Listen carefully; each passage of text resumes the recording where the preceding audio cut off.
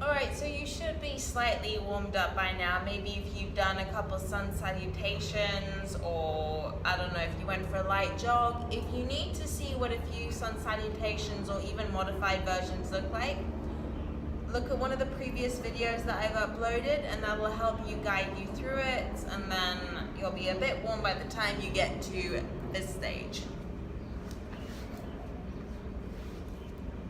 So come onto your knees in the middle of your mat. Roll forwards onto your hands, shoulder width apart. And we're just going to do a few downward dog actions. So inhale. Inhale, bring your stomach towards the ground. And exhale, come into your first downward dog. Pedal out your feet a bit, try and find more openness to the back of your knees.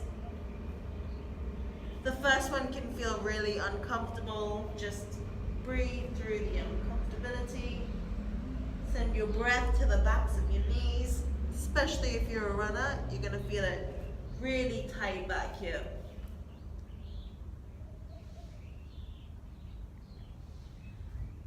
Walk your feet up to your hands. And find a nice forward fold. Bend your knees a bit if you're really tight, and grab hold of your elbows. This will just help take lots of the tension off your lower back as well. If you're a bit more flexible, straighten your legs and pull your body forwards. Inhale, come up halfway. And exhale, step back into downward dog.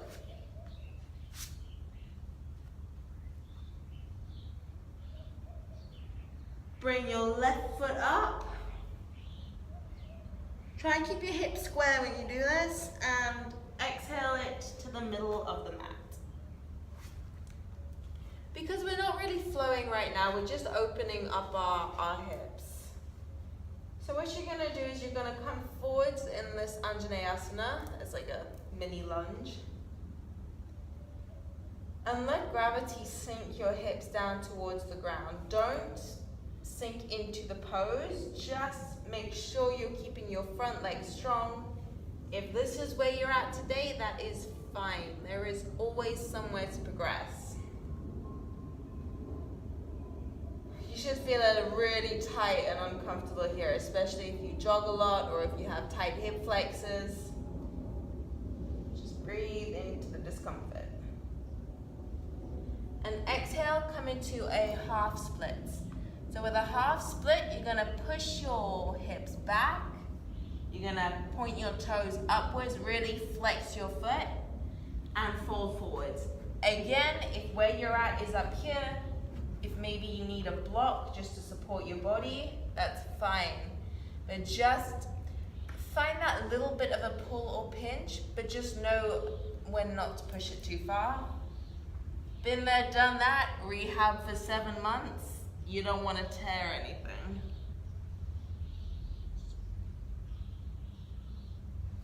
Exhale, come back to that modified lunge. Now a bit of strength as well, because everyone loves some strength training. Tuck your back foot, bring your front foot in a bit closer and push up into a lunge. Now with this, you want to keep your hips square. Lots of the time we like to open them out a bit. Try and resist that, keep them square, front knee at a right angle. Again, the block is open to anyone that needs it. So if this is hard and you need to come up, that's fine. From here, flatten out your back foot so that your back heel lines up with your front heel. Straighten your front leg, hips facing forwards, and fold over the front of your leg.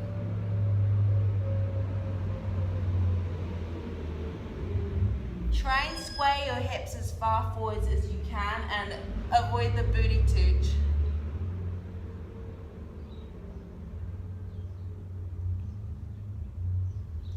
Beautiful. you'll step forwards with your back foot. And then bring your back knee to a bend. This is a bit of a flamingo stretch, but it's also gonna find a different depth in this pose. In your hamstrings, it'll open them up a lot more.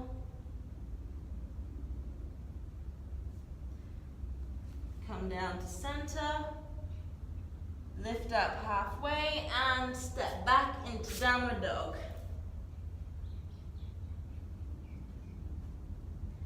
Now the other side, inhale your right leg up. Again, don't open your hips like this, let's keep them square. Then you fall over. Exhale, bring your foot between your hands. Drop the back knee, and again, we're gonna find that hip flexor stretch. What's actually quite interesting is runner's knees or problems with when your knee goes, when your glutes goes, your lower back, it's a lot of the time to do with your hip flexors. These are the key to longevity in any sort of endurance exercise or even sprinting. These are the one babies that you want to warm up, because if these go, everything goes. And exhale into your half splits.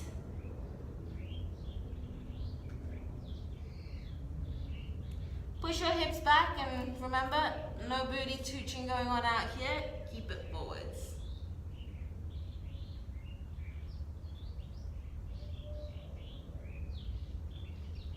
And exhale. Again, tucking the back foot, and we are pushing up into our lunge. Finding a bit more depth in this pose.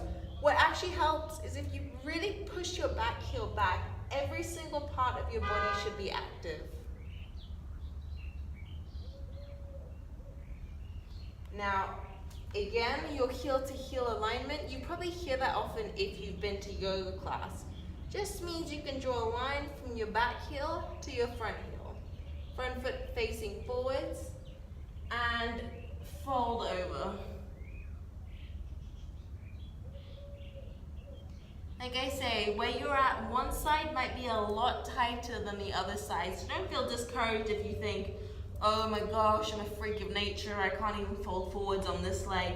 Everyone has a different degree of flexibility in the right side of the body to the left.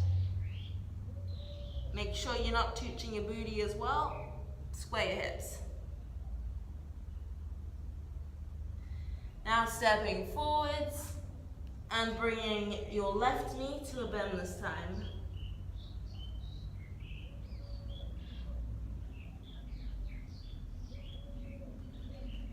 Both feet down. You should be a lot more open now, so you can use a bit of force to pull your body further down. Exhale, step back into downward dog.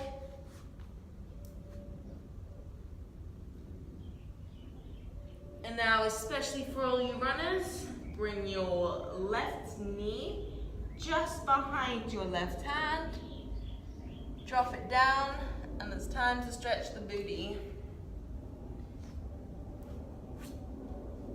With this, we don't want to fold over just yet. This might feel a bit intense in your back. If it does, and just come onto, you can have your block, lean it forwards, but before we fold forwards, you just want to find a bit of a back bend. It'll open up your front body nicely too. If flexibility permits it, bring your other back foot up and you can mermaid, anyone curious, this is a mermaid. You can king pigeon. Just find what stretch your body needs today. If this isn't permitted, that's fine. Keep your back foot flexed. And in yoga especially, there's never one part of your body that's just relaxed. Everything is working together. You always keep tension and rigidity in your body. Not to a point where it's uncomfortable, but to a point where your whole body is active, it's working, it's breathing. Now you can fold forwards.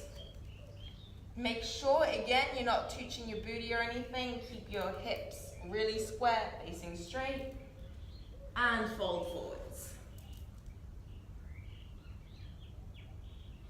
Again, this can be uncomfortable for a lot of people for their first time. If you need to be on your elbows, if you need to push up a bit more, just find where it is comfortable for you in the pose.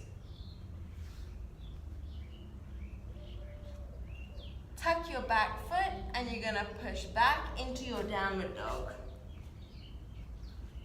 Now we're gonna do the other side. So bring your right knee up behind your right wrist, slowly and controlled. Drop it down. And sink your hips towards the ground. Again, if you need a bit more of a stretch, you can mermaid your arms. You can bring your back hand into King Pigeon. This also takes a lot of openness in your shoulders, so if this is a particular pose you want to work up to, look at my shoulder video before and just start working on opening the shoulders and the front body. Any type of back bending is where you'll need the open shoulders and abs. And then fold forwards, really feeling the stretch over here. If you're not feeling the stretch in your glutes too much, try and move your front foot forwards at a different angle.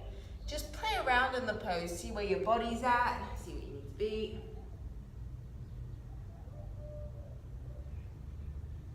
And tuck your back foot and back into downward dog.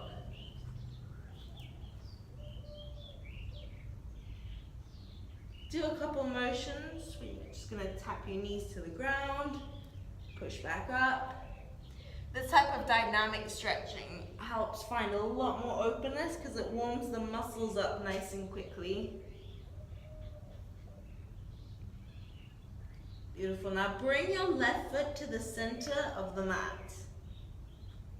Bring your right ankle over your left knee and try and walk your body back. You've probably seen this stretch lying down a lot, but it's actually so much more effective and it's safer doing it standing up. So push your knee outwards. If this isn't permitted for you, it's fine. Find where you are in this pose. If you need to be a bit higher, use your block. Doesn't matter. Bring your hands to your heart center. This will help you work up to flying pigeon if anyone's interested. And always keep your foot active. Exhale, bring your feet to center. And the other side, bring your left ankle to your right knee.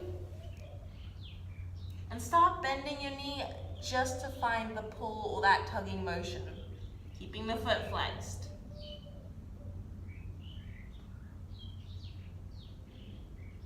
Awesome job. Feet to the ground. Find your last sort of space in your hamstrings and the back of your legs. And come down to your knees. So hopefully by now you have open glutes, hip flexors, everything's all nice and comfortable. If you want to work into your splits, or if that's a particular goal of yours, then look at my next video. And that will be specifically getting deeper into the stretches. This is more of a sort of injury prevention for runners, or say someone starting with runner's knee or shin splints. These type of exercises will really, really, really help with that.